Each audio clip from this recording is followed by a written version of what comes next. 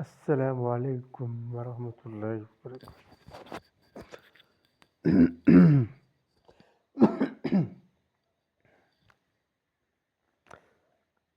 சியா சுன்னி முஸ்லிம் தொழுகை வித்தியாசம் உள்ளது. சியாக்கு தொழுகையில் கூடுதலான சுண்ணாக்கு மாற்றமாக தான் செய்வாங்க.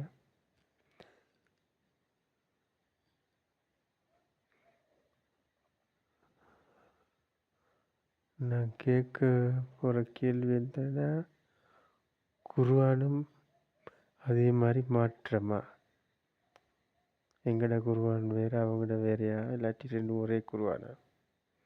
தெரிந்தவள் கமெண்ட் பண்ணவும். அஸ்ஸலாமு அலைக்கும்.